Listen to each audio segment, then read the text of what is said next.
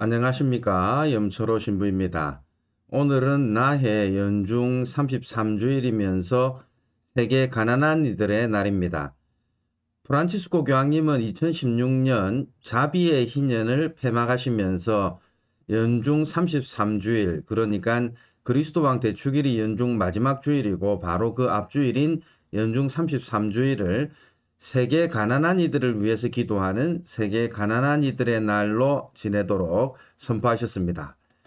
그리스도인이면 누구나 예수님의 가르침을 따라서 세상 모든 가난한 이들에 대해서 우선적으로 관심을 기울여야 하는 의무가 있습니다. 가난한 이들을 위한 우선적 선택이라는 슬로건은 그리스도인들이 받은 사명을 잘 표현하고 있죠. 사실 하느님께서는 세상을 창조하시면서 모든 사람이 하나의 공동체를 이루도록 하셨습니다. 공동체 구성원은 각각 다양한 역할을 수행하면서 살지만 지구라고 하는 하나의 집안에서는 각자 고유한 인격을 지니고 존엄하게 살아갈 권리를 지니고 있죠. 세상 그 어떤 사람도 자신의 존엄성을 침해당하지 않을 권리가 있습니다. 이런 이유 때문에 교회는 가진 이들이 더 가지려고 폭력적인 방식으로 가난한 사람들의 권리를 침해하는 것에 적극적으로 반대합니다. 또한 자신이 누려야 할 권리를 빼앗긴 채 살아가는 가난한 이들의 편에 우선적으로 서서 그들에 대한 자비와 연대, 형제를 실천하고자 합니다. 이를 교회는 앞서 제가 말한 것처럼 가난한 이들을 위한 우선적 선택, 이렇게 표현합니다. 곧 가난한 이들의 편에 우선적으로 서야 한다는 말입니다. 오늘 특별히 세계 가난한 이들의 날을 맞아서 우리 주변에 있는 가난한 이들을 우선적으로 찾고 그들의 권리를 되찾는 일에 더욱 적극적으로 나설 수 있었으면 좋겠습니다. 만약 지금 내가 가난한 처지에 있다고 한다면 서로 연대함으로써 인간 존엄성에 대한 권리를 적극적으로 되찾을 수 있도록 해야 할 것입니다. 하느님께서는 약자들의 소리를 결코 외면하지 않으실 것입니다. 연중 마지막 시기, 이제 다음 주가 그리스도 왕 대축일 연중 마지막 주일이고 오늘이 그 바로 전주기 때문에 연중 마지막의 주제, 바로 세상 종말에 관한 주제를 다루고 있습니다. 특별히 오늘은 전반적으로 마지막 때 종말에 관한 이야기인데요. 그러면 함께 일독서를 읽고 일독서부터 이야기를 나누도록 하겠습니다. 오늘 일독서에서 우리는 다니엘 예언서 12장 1절에서 3절 말씀을 읽게 되는데요.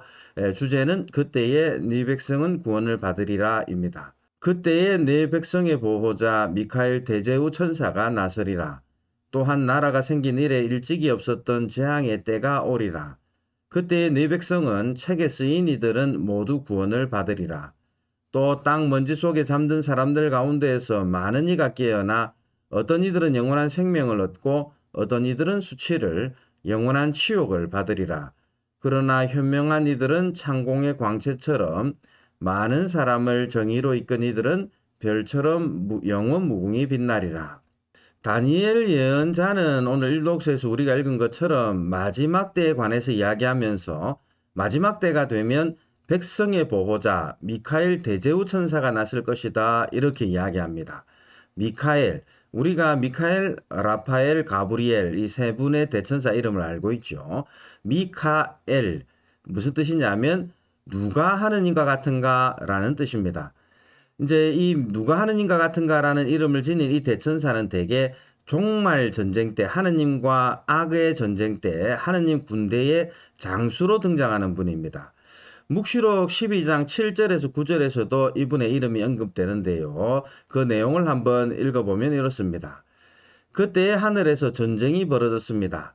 미카엘과 그의 천사들이 용과 싸운 것입니다. 용과 그의 부하들도 맞서 싸웠지만 당해내지 못하여 하늘에는 더 이상 그들을 위한 자리가 없었습니다. 그리하여 그 큰 용, 그 옛날의 뱀, 악마라고 하는 사탄이라고도 하는 자, 온 세계를 속이던 그 자가 떨어졌습니다. 그가 땅으로 떨어졌습니다. 그의 부하들도 그와 함께 떨어졌습니다. 그때 나는 하늘에서 큰 목소리가 이렇게 말하는 것을 들었습니다.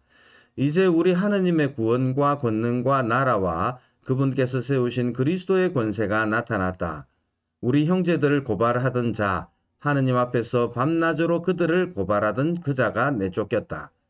우리 형제들은 어린 양의 피와 자기들이 증언하는 말씀으로 그 자를 이겨냈다. 그들은 죽기까지 목숨을 아끼지 않았다. 그러므로 하늘과 그 안에 사는 이들아 즐거워하여라. 그러나 너희 땅과 바다는 불행하다.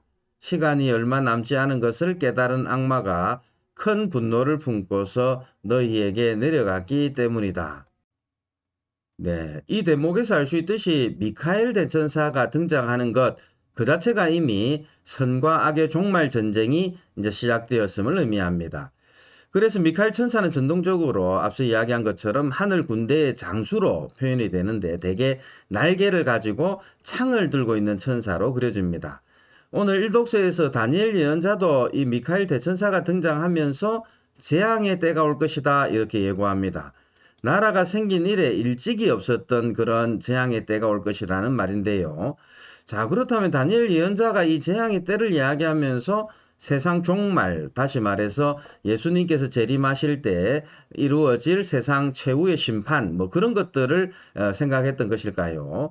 이제 다니엘 예언서를 공부하는 사람들은 이 다니엘서가 세상 종말을 이야기하지만 사실은 이 이야기가 다니엘 예언서를 저술하던 그 저자 자기 시대의 이야기다 이렇게 또 생각을 합니다.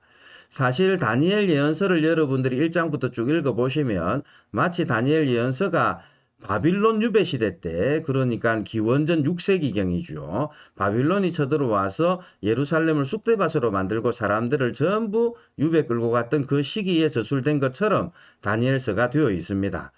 다니엘서 시작에 바로 바빌론 유배를 언급하기 때문인데요. 하지만 이 다니엘 예언서를 이렇게 공부하는 학자들은 이 다니엘 예언서가 바로 시리아 임금 시대, 시리아 셀레우코스 왕조가 다스리던 시대, 안티오쿠스 에피파네스 4세 시대, 그러니까 기원전 2세기 작품이다. 이렇게 이야기를 합니다. 왜냐하면 다니엘 예언서에 나오는 표현이나 그리고 그 배경이 되는 이야기들이 전부 이 시리아 임금 셀레우코스 왕조 임금 안티오쿠스 에피파네스 4세의 일과 밀접하게 관련되어 있다. 이렇게 보이거든요. 이 임금에 관한 이야기는 여러분들이 마카베오서에서 잘 확인할 수 있습니다. 마카베오서를 읽어보면 이 임금은 예루살렘 성전에다가 자기 동상을 세우고 이스라엘 사람들이 유다교 전통을 따르지 못하도록 막죠. 그는 율법이 금지하는 돼지고기를 먹게 하고 또 할례를 지우게 하고 이렇게 유다인들이 더 이상 하느님의 율법을 지키게 못하게 한 임금입니다. 다시 말해서 유다교 자체를 없애려 했던 그런 임금이죠. 학자들은 바로 다니엘 예언서가 이런 박해 시대에 저술된 일종의 묵시문학이다 이렇게 생각을 합니다. 요한 묵시록, 거기도 묵시라는 말이 있잖아요. 이제 묵시라고 하는 문학, 이것은 실제 벌어지는 일을 있는 그대로 전달하는 작품이 아니라 대개 상징적인 인물, 대개 과거의 인물이나 미래의 인물, 그 시대의 인물이 아닌 다른 인물을 등장시키면서 이야기를 아주 상징적으로 끌어가는 문학입니다. 마치 세상 종말, 세상이 파멸하는 그런 배경을 바탕으로 이야기를 하는 듯 보이지만 사실은 지금 있는 그 어려운 박해 시대 그것을 지금 배경으로 그것에 대해서 이야기하고자 하는 문학이 묵시문학입니다. 박해 시대 때 자주 사용되는 문학 장르인데요. 지금 처한 현실이 마치 종말의 파국처럼 보이지만 결국 그 안에 희망이 담겨 있고 결국 그 종말의 파국처럼 보이는 그 현실이 이제 끝이 날 것이다. 이것에 대한 희망을 알려주는 문학이 바로 묵시문학입니다. 여기에 사용되는 상징적인 표현들 여러분들 묵시문학 대표적인 작품인 묵시록, 요한 묵시록과 에제키엘 예언서 구약에 그리고 다니엘 예언서들을 이래 보면 상징적인 표현들이 엄청나게 많이 나옵니다. 이 표현들은 들을 귀가 있는 사람만이 알아들을 수 있는, 들을 귀가 없는 사람은 절대 알아들을 수 없는 그런 표현들이죠. 사실은 박해당하고 있는 사람들끼리만 서로 알아들을 수 있는 방식으로 이야기하는 게 묵시문학입니다. 왜냐하면 우리끼리 이제 이야기해서 이런 희망을 이야기하는데 박해자들이 만약 그 표현 방식과 의도를 알게 된다면 이제 더 큰 박해가 벌어지기 때문에 사실 박해를 받는 그런 어려움을 당하는 사람들끼리 서로 사용하는 상징들을 통해서 이야기를 전개하는 게 묵시문학이죠. 그 상징들을 제대로 이해하지 못하면 전혀 엉뚱한 방식으로 묵시문학적 표현들을 잘못 이해할 수도 있습니다. 오늘 일독서로 봉독한 다니엘 예언서도 일종의 묵시문학이다 이렇게 이야기를 합니다. 바로 에피파네스 임금으로 시작된 어려운 박해 시대, 그것을 마무리하는 재앙의 때, 나라가 생긴 일에 일찍이 없었던 바로 그 재앙의 때가 올 것이다 라는 예고죠. 박해 시대가 아무리 어렵다 하더라도 반드시 마무리가 되고 드디어 하느님이 다스리는 나라 이스라엘 백성 곧 책에 쓰인 이들이 모두 구원을 받으리라 라는 예고입니다. 이렇게 보니 다니엘 연서가 이야기하는 재앙의 때는 분명 세상 종말, 다시 말해서 예수님의 재림 그것을 의미하는 것은 아닌 것 같습니다. 하지만 다니엘 예언자가 이야기한 여러 가지 상징들, 이것들은 우리가 신약 성경에서 세상 종말과 관련해서 예수님 재림과 관련해서 자주 언급되는 이야기고, 우리가 세상 종말에 관해서 예수님에게 들었던 이야기들, 다니엘 예언서에 담겨있는 내용이라고 생각이 됩니다. 다니엘 예언서가 그렇게 생각해 보면 자기는 세상 종말에 대해서 완전히 이해하지는 못했지만 자기 때에 관해서 이야기한 것이지만 그 이야기가 사실은 예수님을 통하여 세상 종말에 관한 이야기였음을 다시 한번 또 우리가 확인하게 되겠죠. 어쨌든 다니엘은 분명 자기 시대의 어려움에도 결국 그 끝이 있을 것이고 그 끝에서 결국 구원이 열릴 것이라고 예고합니다. 이것은 이스라엘 백성에게 큰 희망이 될 것입니다. 그런데 다니엘이 예고하는 이 구원의 때, 단순히 박해가 마무리되는 그 때만을 이야기하진 않는다 방금 말씀드렸습니다. 왜냐하면 이미 땅 먼지 속에 잠든 사람들 가운데에서 많은 이가 깨어날 것이라 이야기하기 때문입니다. 그러고 나서 자신이 행한 행위의 결과에 따라 어떤 이들은 영원한 생명을 얻고 어떤 이들은 영원한 파멸을 겪게 될 것이다 이렇게 예고를 하죠. 이제 박해 때문에 죽은 많은 이들, 그 죽음이 헛되게 끝나지 않고 반드시 일어날 것이다, 되살아날 것이라는 이야기인데요.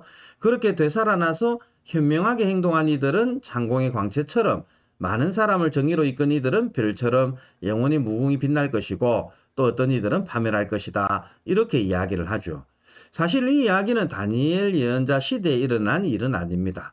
여기서 우리는 이미 구약 성서 다니엘 예언서에서 육신의 부활, 세상 종말, 세상 심판, 그때 이루어질 부활과 하느님의 심판에 대한 개념이 나오고 있다는 것을 발견하게 되죠. 육신의 부활과 세상 심판, 그것은 단순히 신약 성경만의 이야기가 아니라 이미 구약 성경에 언급되던 이야기입니다. 우리 그리스도교는 예수 그리스도께서 재림하실 때 이런 일이 일어날 것이라고 믿습니다. 이와 관련해서 데살로니가 전서 4장 15에서 18절은 이렇게 이야기합니다. 명령의 외침과 대천사의 목소리와 하느님의 나팔 소리가 울리면 주님께서 친히 하늘에서 내려오실 것입니다. 그러면 먼저 그리스도 안에서 죽은 이들이 다시 살아나고 그 다음으로 그때까지 남아있게 될 우리 산 이들이 그들과 함께 구름 속으로 들려 올라가 공중에서 주님을 맞이할 것입니다. 이렇게 하여 우리는 늘 주님과 함께 있을 것입니다. 그러니 이런 말로 서로 격려하십시오. 여기서 볼 수 있듯이 신약 성경도 세상 종말 때가 되면 육신이 부활하고 또 하느님의 심판이 있을 것이다 이렇게 이야기를 합니다. 예수님이 재림하시는 종말에 모든 이가 부활해서 주님 심판대 앞에 설 것이라는 말인데요. 예수 그리스도를 믿고 고백하면서 그분의 가르침에 따라 살아가는 이들은 영원한 생명을 얻고 그렇지 않는 이들은 영원한 파멸을 얻게 될 것입니다. 이 영원한 파멸, 이미 죽었는데 부활해서 다시 파멸한다는 이야기인데요. 묵시록은 이를 두고 두 번째 죽음이다 이렇게 표현을 합니다. 묵시록 21장 14절의 내용인데, 그러면 묵시록 21장 11에서 15절 마지막 심판을 어떻게 묘사하는지 함께 읽어보도록 하겠습니다. 나는 또 크고 흰 어주아와 그 위에 앉아 계신 분을 보았습니다. 땅과 하늘이 그분 앞에서 달아나 그 흔적조차 찾을 수가 없었습니다. 그리고 죽은 이들이 높은 사람, 낮은 사람 할 것 없이 모두 어주아 앞에 서 있는 것을 보았습니다. 책들이 펼쳐졌습니다. 또 다른 책 하나가 펼쳐졌는데 그것은 생명의 책이었습니다. 죽은 이들은 책에 기록된 대로 자기들의 행실에 따라 심판을 받았습니다. 바다가 그 안에 있는 죽은 이들을 내놓고 죽음과 저승도 그 안에 있는 죽은 이들을 내놓았습니다. 그들은 저마다 자기 행실에 따라 심판받았습니다. 그리고 죽음과 저승이 불못에 던져졌습니다. 이 불못이 두 번째 죽음입니다. 생명의 책에 기록되어 있지 않은 사람은 누구나 불못에 던져졌습니다. 어디에서 죽었든지 간에 이제 세상 종말이 되면 죽은 이들이 모두 되살아나서 심판대 앞에 설 것이다. 그리고 나서 어떤 사람은 영원한 생명을, 어떤 사람은 영원한 죽음인 두 번째 죽음을 맞을 것이다. 이것이 또 묵시록의 이야기입니다. 사실 오늘 복음에서 예수님도 바로 이 재앙의 때를 설명하시는데요. 함께 오늘 복음을 읽고 또 이야기를 계속하도록 하겠습니다. 오늘 복음은 마르코 복음 13장 24절에서 32절까지의 말씀입니다. 제목은 사람의 아들은 자기가 선택하는 이들을 사방에서 모을 것이다 라는 제목입니다. 그때 예수님께서 제자들에게 말씀하셨다.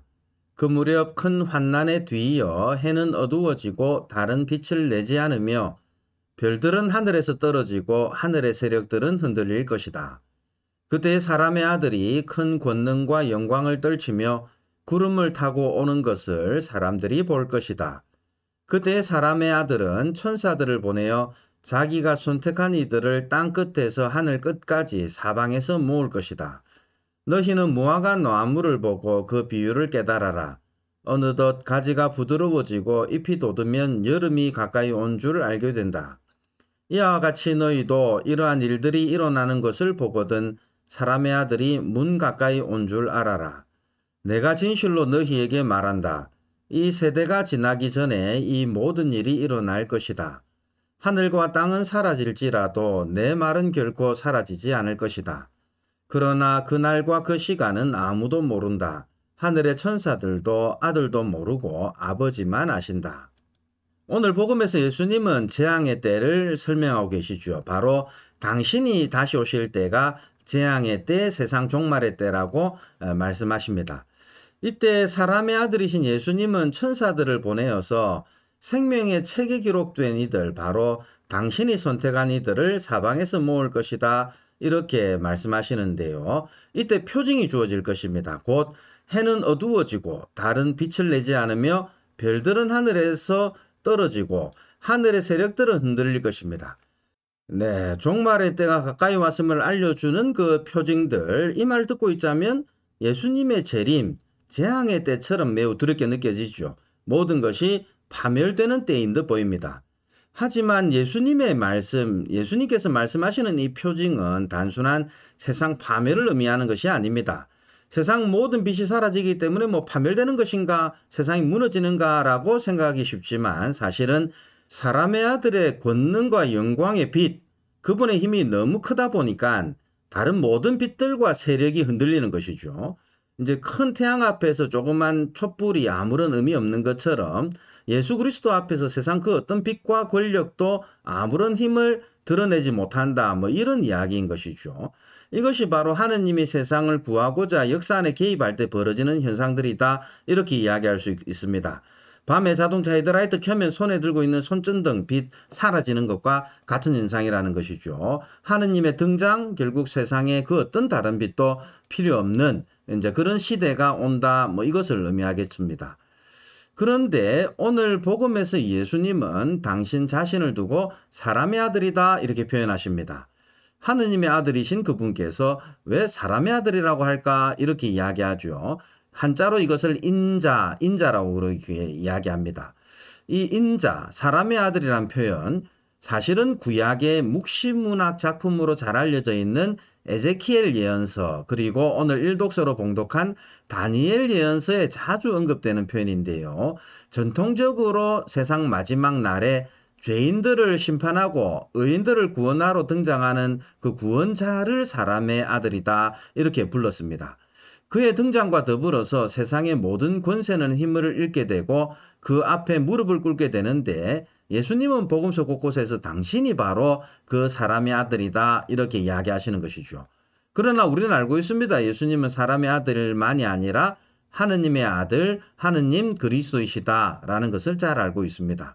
우리가 사람의 아들이다라고 표현할 때는 대개 이 종말과 관련된 표현이다 이렇게 이해하시면 되겠습니다. 이제 이 사람의 아들 예수 그리스도의 등장과 더불어서 세상의 모든 빛과 권세는 그 힘을 잃게 되고 그 앞에 무릎을 꿇게 된다. 이 이야기인 거죠. 복음서 곳곳에서 예수님이 바로 사람의 아들이라고 가르치는 것, 결국 당신이 오시는 것, 그것이 바로 구원의 때 세상 종말이고, 그때가 오면 사람의 아들인 당신 자신이 큰 권능과 영광을 떨치면서 구름을 타고 올 것이다. 이것을 이야기하고자 하시는 것이죠. 승천을 하시면서 사실 예수님은 하늘로 올라가셨습니다. 그러나 하늘로 올라가시면서 당신이 올라가시는 모습 그대로 다시 오실 것이라고 제자들에게 말씀하셨는데요. 그렇게 당신이 재림하는 순간, 바로 그 순간이 세상 마지막 때가 될 것입니다. 오늘 복음은 이제 예수님께서 이렇게 재림하실 때 천사들을 보내셔서 자기가 선택한 이들을 땅 끝에서 하늘 끝까지 온 사방에서 모아드릴 것이다. 이렇게 말씀하시죠. 이것이 바로 오늘 복음이 세상 마지막에 관해 묘사하는 내용들입니다. 그런데 오늘 복음 마지막이 예수님은 이 모든 일이 이 세대가 가기 전에 일어날 것이다. 이렇게 말씀하십니다. 세상 종말은 어느 시대를 살아가든 그 세대와 직접 관련된 문제이고, 또 우리 모두는 자기 세대 안에서 이 종말을 각자 경험하게 될 것입니다. 세상 모든 것의 종말은 사실 모두가 함께 겪는 문제이지만 우리 각자는 그 종말을 자기 세대 안에서 각각 따로따로 먼저 경험하게 될 것입니다. 이것이 바로 우리의 죽음인데요. 우리는 죽음으로써 종말을 미리 체험하게 될 것입니다. 그렇게 종말을 미리 체험한 이들은 재림 때 부활해서 하느님 앞에서 심판받게 될 것인데요. 그런데 성경은 어떤 이들은 첫 번째 죽음을 맞이하는 채 종말을 맞을 수도 있다. 이렇게 이야기를 합니다. 다만 그 시간과 그때는 아무도 모르기 때문에 종말 앞에 설 때 우리가 첫 번째 죽음을 맞았든지 맞지 않았든지 이것이 중요하지는 않습니다.